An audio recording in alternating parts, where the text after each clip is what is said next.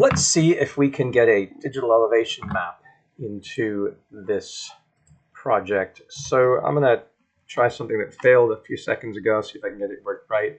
This is going to be called STFADMA 2, and I create a new map, and there it is coming up. And while this map is being created, I'm going to go to the USGS website, usgs.gov, and I'm going to put in Earth Explorer and find that. Go into Open Earth Explorer. Now you need an account for this, but it is free.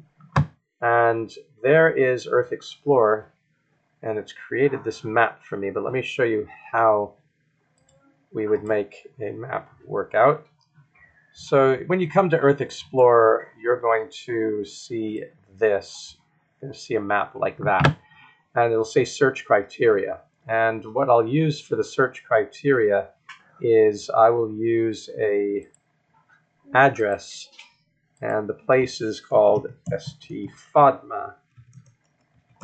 It's in Morocco, and when I click on it, it's going to come up as a pin there, and I'm going to come in and look at it.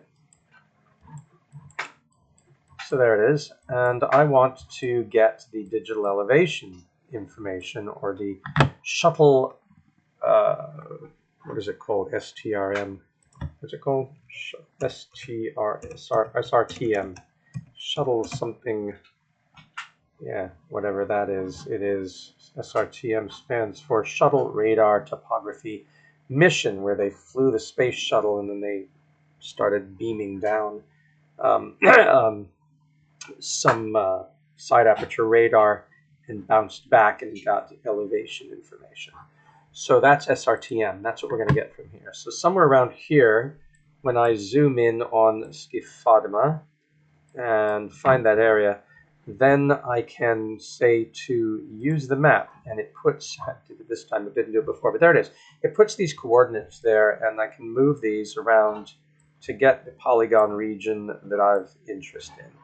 And I think I have a little bit more interest in looking upstream from here, not so much downstream, because that's why I'm using this, to see how the flows of pollution would get from a village where people are washing clothes with detergents and how it would mess things up. Oops, I didn't mean to move that in there. I don't know how that got in there at all. Anyway, 1, 2, 3, 4, 5. I think I've got an extra point in there. Sometimes this map goes really crazy. There it is. Okay. That's the information I want, and then I should be able to go to Data Sets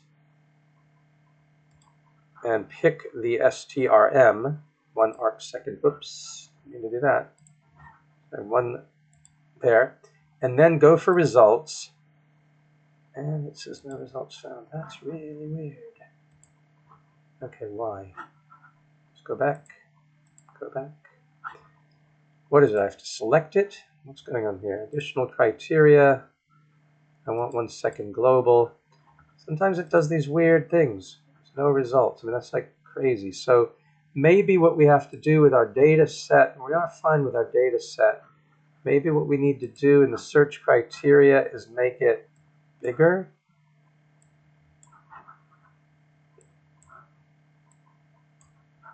And then try it. Nope, still nothing. Let's try it again. Open Earth Explorer. That's what we got. All right. Come in here to the search criteria and say, you know what? We got an area here. We found the area.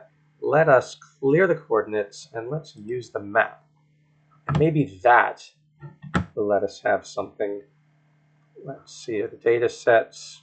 That's what we want. The SRTM. Results, nothing. Okay, then we're going to go a little bigger. Clear the coordinates. Go a little larger then. And now, let's use the map and see if that helps out in terms of getting results. Yes, that did. So it looks like you need a large enough area for it to say, I have a SRTM for you. Now that I have that, you can see it's right there. Then I want to download that information as a GeoTIFF. Here it gets downloaded, and it's somewhere in here. So I'm going to find the folder that it's in. And the next thing I'm going to do is I'm going to name it. I'm going to name it the City Fadma region, Morocco. And then I'm going to take it and I'm going to cut it and I'm going to put it in my GIS photos area so that I know where to find it more easily, and let that be that. Now go back to GIS and go to View and Reset Panes for Mapping. Go to my folders, right click and add a folder connection to that very folder, which is called GIS Photos. It is, and say OK, and then right click on it and say make it default so I can find it again. Open it up now and find that City Fadma region map that I had and drag it, like literally drop it on the screen or drop it over there. Should we do statistics? I don't want to waste the time, but there you go. So that's the region there. If you want to verify that it's sitting on the map properly, then what you'll want to do is to go to the map and go to locate and search for that same location in Morocco. There it is, comes in right there. I'm going to move it under here. I don't know why we're not seeing our map again. Well, we will in a second. So the world topographical map, I've got that village right there. I'm going to right click on it and add a graphic and call this layer, well, it is a locate graphics layer, so why not just keep it called locate graphics layer? I'll leave it as it is. But I'm going to go into that into the graphics, and I'm going to choose a better symbol for it so I can see it. I'll use a square, and I'll make the square bigger. And now the square is there, so I can find it, and then I can deselect it, and the square is going to be there. If I want to know where this is in relationship to Marrakesh, I'll go Marrakesh, Morocco, and it'll take me to several places in Marrakesh. I'll use the most center-looking one there, and I will make a marker there, and that marker can also be a square, and make it 20 also, then clear selection. That way, whatever I'm looking at, I have my two areas there. And it looks like, oh, looks like I got the wrong elevation. And that's not going to work at all. That stinks. What about going back to here and how could I have missed that? So let me go back to search criteria and go back to its world features, obviously, and its address. And let me get rid of that and find again Fadma, which is where we want to go, show it, and click on it. And there it is. And then we can zoom out, maybe come that side, that bit, and then say use map. And now see if we can get any results from that data set. Got a bunch of them. Oh, look at that. Bunch. So this one here, the thing is, how do you know where they are on the show browse overlay? Ah, that's that one. Okay, that's how we do it. All right, where's our CD booze? CD, where's CD? We got this one here. Oops. So we want to show that one. We want to show, so there's that one, that one, that one, and this one, and this one, that takes that away. And this one, don't need that for sure. We want this one here, maybe. Gotta find our place again. So if that's Marrakesh and we were in, so I've got all these. Let me go back to my search criteria and find CD again. Let's see Fatma. And it's there. All right, so now when I go to my results, oh, it says no results. I don't like how this thing works. Standing request. No. So it's a bit kludgy,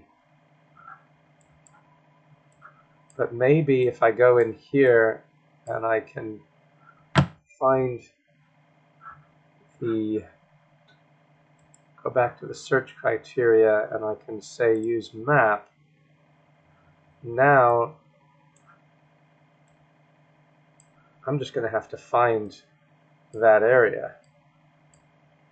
That was a little too big last time. So now when I go in and I do results, I get these. And so let me see if I find there's Sidi Fatima when I zoom in. So now we have to see what works with it. Is it that? Aha, maybe so. Maybe that works. Or did it just move us away? No, it moved us away. Oh, whose is there? There's Sidi Fatima. So that one ain't no good.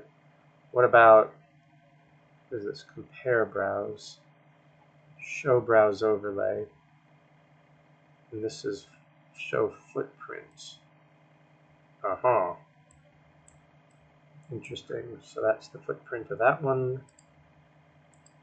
That's the footprint of that one. We don't need that. I'm trying to find it in here near El House. And there's City Fadma. So we've got to find the right one that covered it. I think, did we just find it maybe? Did we? No.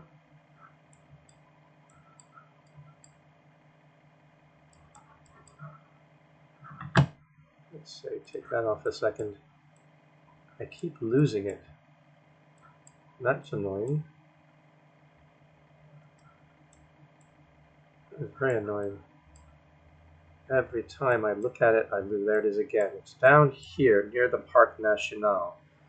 So if I start thinking it's down in here where these two regions meet, right? There it is, between these regions here, then we can begin to see, no, it's not that one. It's not that one, no. It's not that one. No. Because it is really over in this region here. So we've got to find where it comes in. Who covers your area? Is it you? Let's see, is it you? The way this thing jumps around, it drives me absolutely nuts. No, because City Fadma is over there, not down there. So it's up in this region here. So if it's not that, then it's not that, then it's not that for sure. And it's not that, then why are we not getting us any SRTM information for this?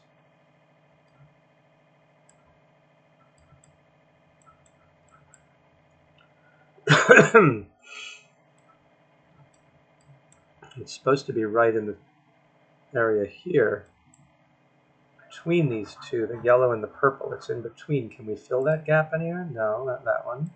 Not that one. Not that one. So it's the one that's missing. Isn't that interesting? Yeah, everything but. Restore excluded scenes. Why are we not getting that? Of all the pieces, why isn't that one being done? That's driving me to distraction. So then let's go back Manage scene lists, no. If we want that, do we have to go back to data sets? No, the data sets is what we want. And we want to get our search criteria right. We have a polygon, and we can move this higher. Maybe it's in a completely different data set, and we need to get coverage for those data sets. So let's try that, and let's see what happens when we then go for results. So now that's really low. That's not it. That's not it. That kind of overlaps, but it's not because it's in here, so it's not that one. Aha! We found it. All right. Boy, that was a difficult process, wasn't it? So if this one here we believe is the one that we're looking for, then we would take that and let's show the browser overlay. That's what it's going to look like. And then we want to download it. So we're going to download this. And let's try that out instead.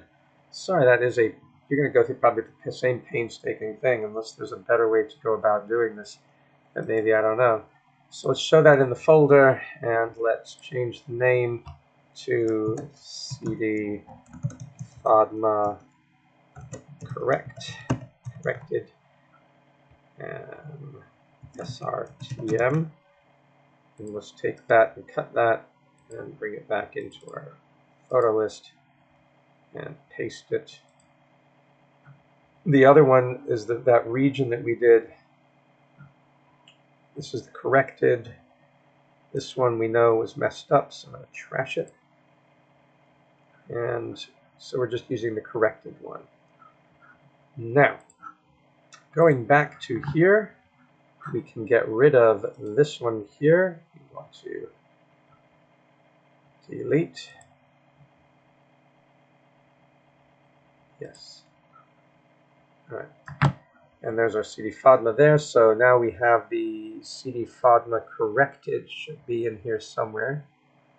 It's an STRM, but we should have corrected. So maybe we need to open this up again. And I don't see any CD FODMA corrected. So maybe we have to refresh it. There we go. CD FODMA corrected is there. We can drag it on. And yes, it covers the area that we want. Much better. All right, so now we have that in there, and the location graphics layer is there, so we can see that while Marrakesh is not quite in that data set, certainly CD FODMA is, and that's where we're going to start with. All right, let's go into how we turn this into a 3D image. All right, so we know it maps on right. We're going to change our base map here, but going back to map and going to base map and make this base map an imagery hybrid.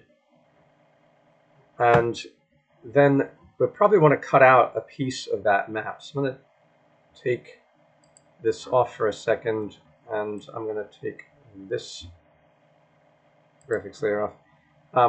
The part that I really am interested in, of course, is here. And that's what I want to zoom in on. So where the rivers meet at CD FODMA, that's the topography that I'm interested in working with. So let's figure out how to cut that out and save it. All right, so what we want to do then is zoom into that area that we want to work with, which I would say define like that. And once I've done that, I'm going to go to the Share tab and click on the World Imagery layer and say Export Map and go to a GeoTIFF. And then I'm going to call this CD FODMA even though it says CT Fatima over there. Keep it in the GIS photos map. It's a TIFF, and it has GeoTIFF tags in it so that it'll be geo-referenced. And then I'm going to export that. Now I think I can go and turn off this, and I can bring in from my export there, get out of there. I can go into my folders, and in my GIS folder, which I'm going to refresh, there is my Steve Padma TIFF that I think I just pulled out and drop it on. No statistics. Ah, there it is. All right, so now that is that much better clip of it, because I don't need the entire world imagery. Right? Don't need all of that.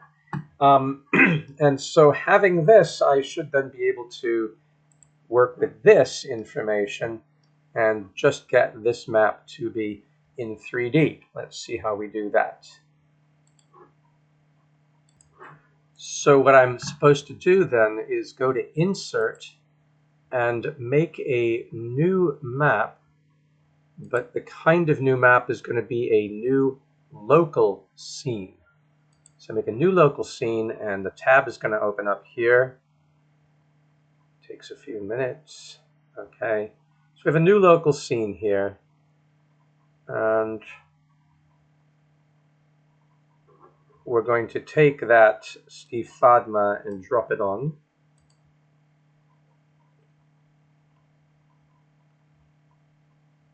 And it's using a world elevation terrain 3D right there. So you see it kind of wrinkles everything up. And then when you use your middle mouse button to bend it, you get where that thing sits inside that information. So now we have a three-dimensional image that we can play around with that is tied to that section or slice that we gave it.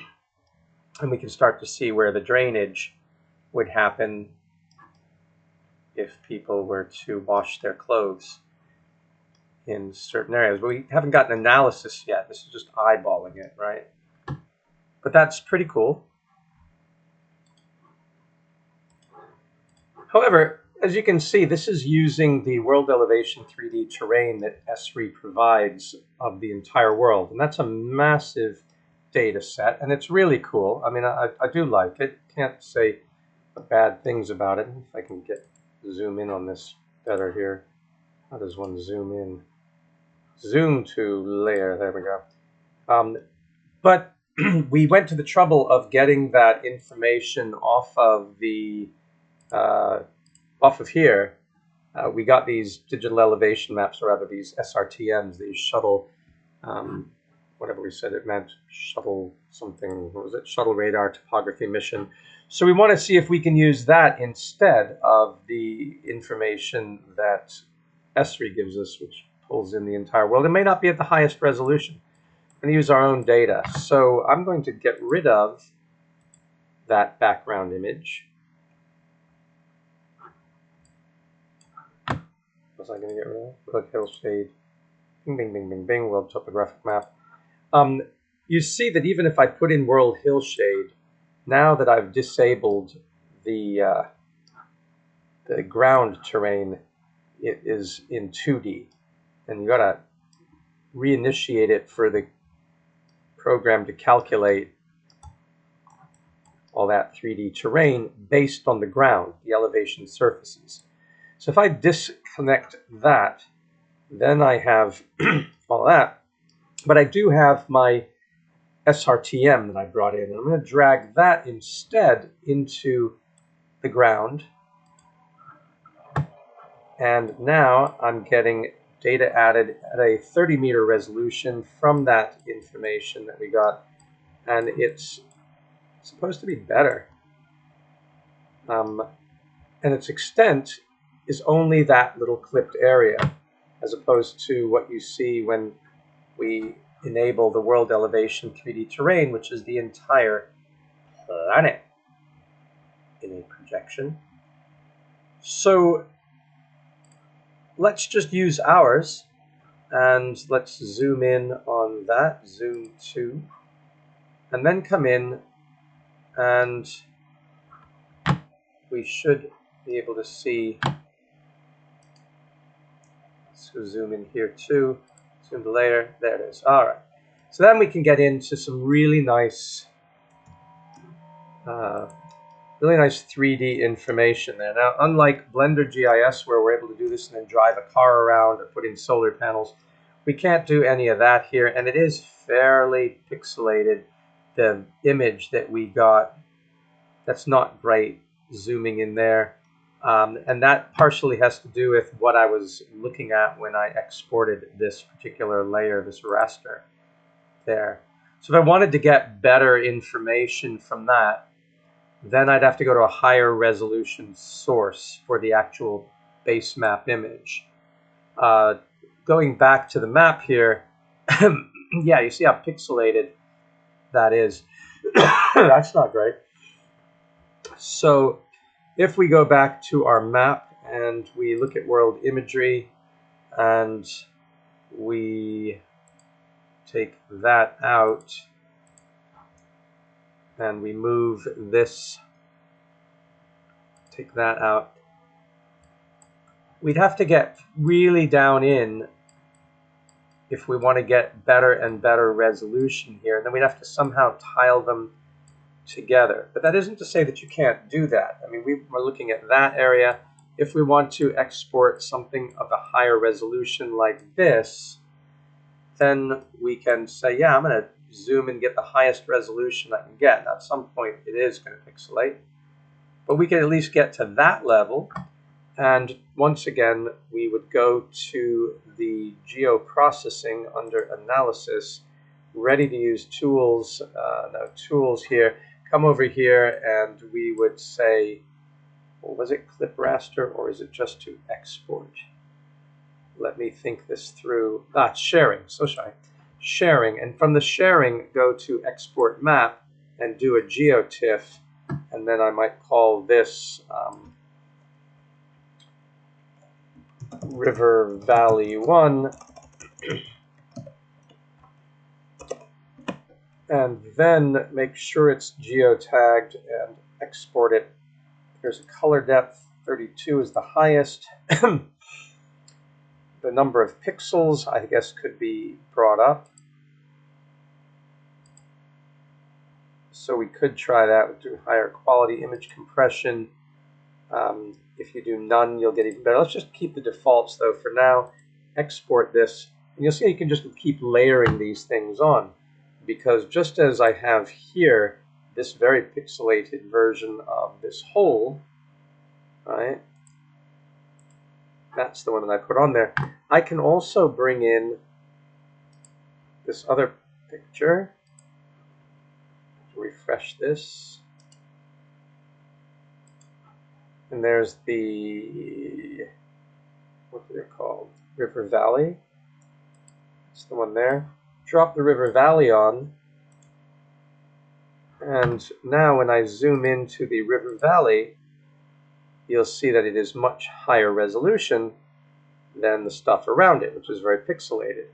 That being said, when I go to look at my scene, which is using this very pixelated image, and I want to zoom in, I can also put in my valley, drop that on, and then it should use the DEM as it is, okay? And then I can zoom in and get much better resolution for that portion of the valley. And you can keep doing this and doing this to get better and better things, like that bit there where the stream comes down, highly pixelated. Okay, fine. Go back to the map. Go up to that stream there. Turn off River Valley. We don't really need it right now. Turn off the, what's in front of it? This is Adma. All right, so come in there and really zoom in to that piece alone so that it connects. And then once again, go to you're on this world imagery layer, and we're telling it to export map and a geotiff, and we'll call it the upper stream one, for example, and we're not going to change anything else there, and we're just going to export it. And then when we come to our scene, we have to refresh again.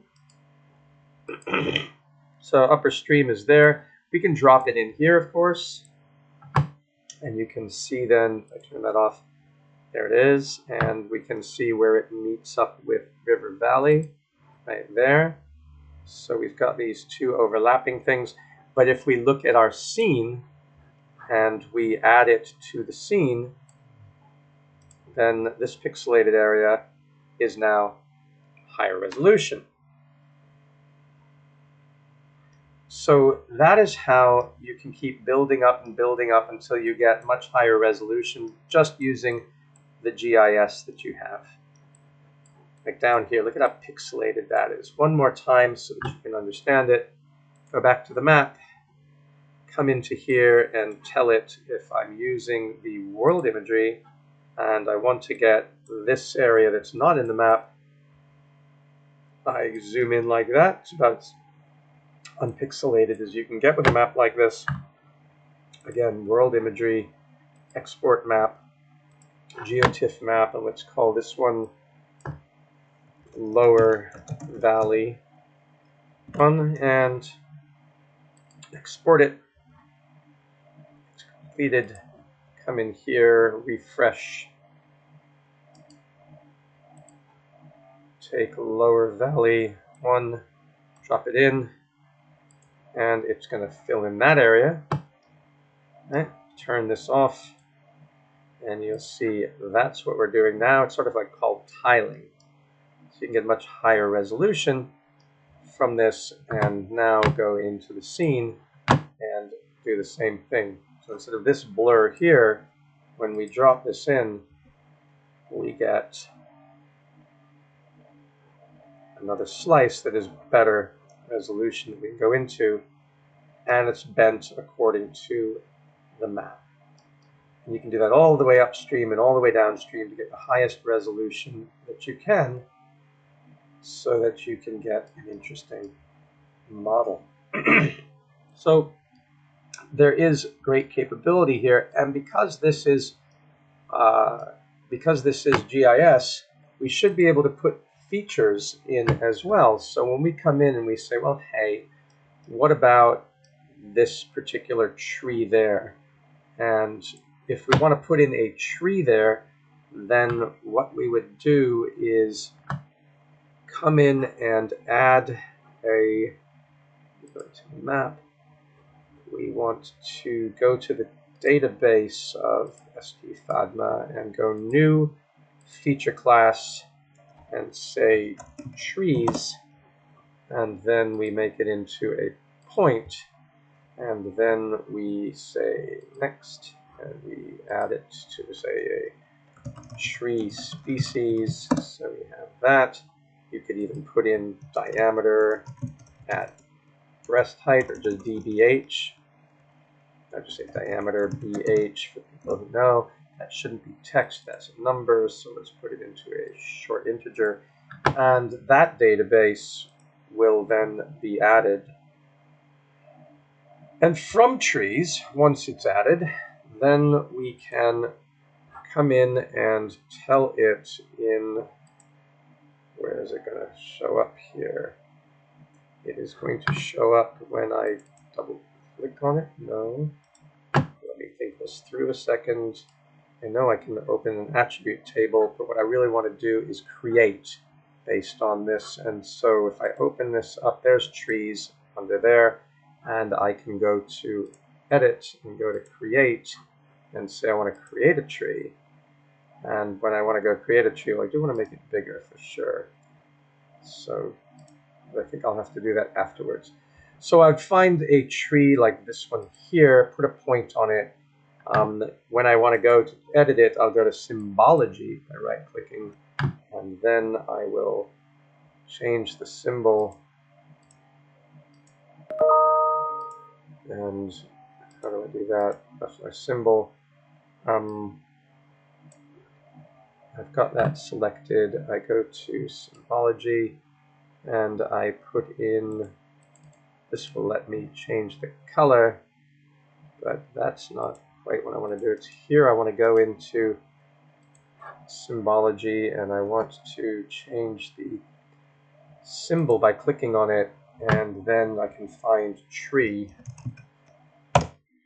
and put in a sycamore tree, an American chestnut.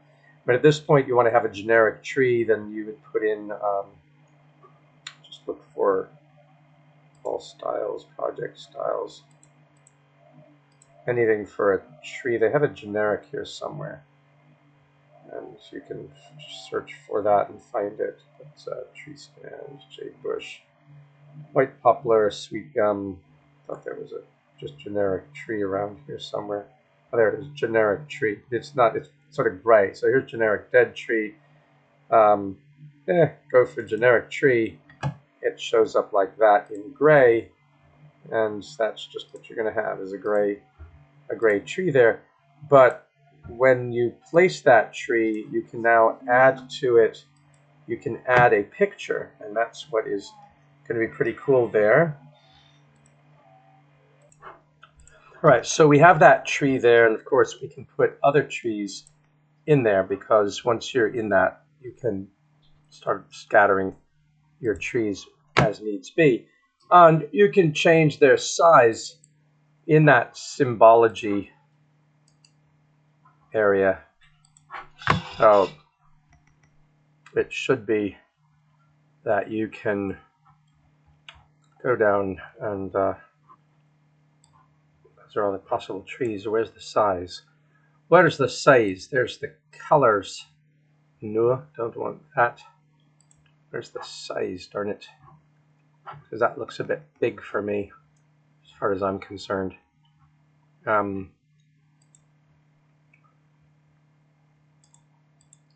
Create features. I stop creating a feature and instead find a way to change the style. But properties, there it is. That's 51. We don't need it to be 51. You know, probably 20 will do. And it went back to 51. Isn't that crazy? I said go down, even making it smaller. 20, enter, all right, and apply. There we go. All right. So we got these two trees here, and they don't have any information in them yet. So what you do in a situation like this is you go to trees and you go attribute table, and then you got your attribute table open, and that particular tree over there, such as it is, supposing it was an argon tree. I don't know if there are argon trees down here, but if it was, and the other one could be a pistachio, if they don't usually grow in the same region. But anyway, there are two trees that are found in Morocco. So there's a pistachio tree, there's an argon tree. For some reason this is not letting me make a selection here. There's that, yeah, pistachio there. I need to clear setting, clear it in, is it graphics? Yeah, come on, graphics. And then I was clearing the selection. Maybe not. All right. So when you're in your map and you go to explore, you can click on that and know it's a pistachio, and you can click on that one and know it's an argon. I didn't put in the diameter breast height. But what if you want to see a picture of what an argon tree actually looks like, to see if it's in that landscape? Well, in that case, what you do is you go to attributes, and first, actually before I get to attributes, in trees, you've got to go to manage. Right click on that and tell it you want attachments. And it's going to tell me it can't do it, and it's going to say that because I haven't saved anything. So, yikes. So it's not just about going to project save, it's going to edit and save. And then And only then can you then go to, and I should go back to my view and reset my panes for mapping. What a pain. So then you can go in and manage this and put on attachments, because you want to put a photograph as an attachment, and it'll create two more layers, trees attached and tree attached rel, other kind of database things. And then once you're in there, if you go to attributes under edit, then you will see that this Argon tree has no attachments. So you would go to find Argon trees, Argon tree, and there it is, and find an image that you like that's got goats in it. That's pretty cool. I like that image. I'm going to keep it. So save that image as Argon tree. Maybe get a couple of others. Or maybe you want to show what the fruit looks like. And it's a license away. An Argon fruit, Argina spinosa, and maybe show. I love how the goats climb up in there. That is pretty wild. Show people as well with the goats and the trees. So fun pictures that you can put in. And then when you go back to your GIS, when you go to attachments for the Argon tree, you can add that picture and that picture. And where's the other one? The other Argon tree. There's a pistachio. There's Argon and Argon. I had more than just those two. Or maybe I didn't. Oh, there it is. There's the other Argon. Oops. Should have used a control click, not a shift click. Argon, Argon. So those three go in. Now I got three attachments in there. And because we have three attachments in there, before I do that, I also want to go and check out this tree. And this one here, close the attributes. But I'm going to go to select by going to the map and clicking on that one now. Oh, it didn't let me select it. So select is here. And I'm going to select that tree there. Now that I've selected that one, I'm going to go to the tree layer and manage it. Well, the trees has already got attachments. So I don't need to do that anymore. What I need to do is open the attribute table under edit. And that tree is now the one that I want to add information to. Now it doesn't have any information yet. So when I go to attributes, it does say pistachio, which is good. And it doesn't have any attachments. So I'm going to find attachments and click add. And then I do have somewhere in my folder already a pistachio tree. And I have a small pistachio tree there to click on. So those are going to be the two that I'm going to add to there. And so now what happens is that when you're in map, and let me just save this. I always want to save project. Right, what happens then is that as you go to explore and you're zooming in around and you say, wow, apparently there's trees down here that we want to look at. And I can turn on the back world imagery to get the whole map there. So there's these trees, and this one here is a pistachio, and there's the picture there, and there's the picture there. So there's two pictures there, and if you want to make it bigger, you double click on it and it launches your external viewer, which is fine. And you say, okay, that was great. That's what a pistachio tree looks like. Let's go to the next image of that. It would be nicer if you had the actual image of the tree, but that would be the pistachio. And it would tell you the diameter of breast height if you'd entered it in. I haven't. And then you would go to this tree here, and you'd see that we have a cool Argon tree with goats. And we have a picture of the Argon fruit, and we have a picture of people and goats and an Argon tree. So people can get an idea. And they are, of course, in very different habitats, so it's unlikely they'd be found here. But this is just giving you an idea of how you can annotate the map with that. Now, does that work when you put the scene here?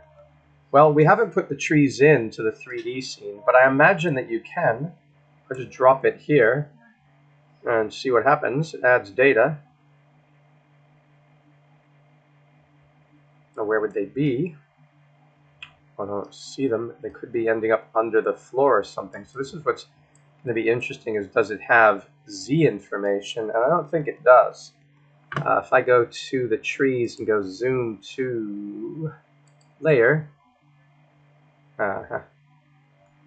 yeah, the information is not, it's not showing up, right? Even though those trees are somewhere around, it's not showing up. When we look at the select by attributes, no, that's not going to help us.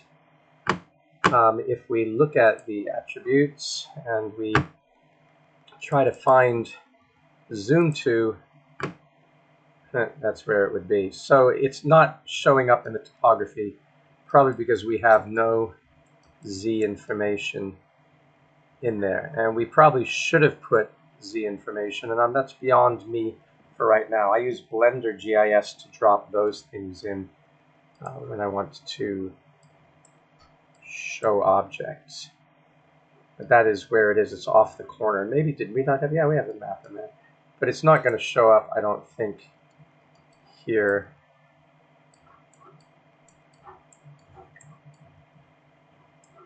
It's really,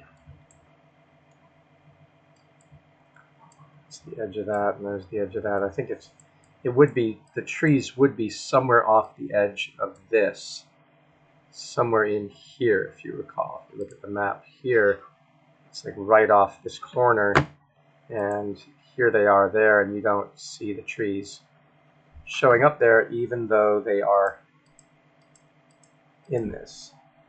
In fact, it gives us a warning sign. I don't know what it's a warning sign for.